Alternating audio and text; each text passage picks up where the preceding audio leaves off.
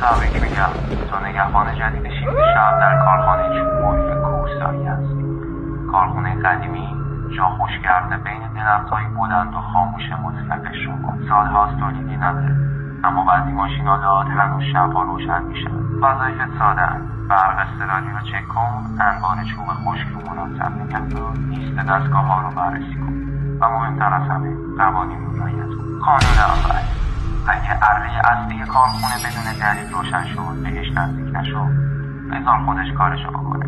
چشمات رو بهش ندوز، اون صدا برای تو نیست. قانون دوم: هر شب ساعت 3:13 بامداد یکی از چراغ‌های سالن اصلی شروع به چشمک زدن میکنه.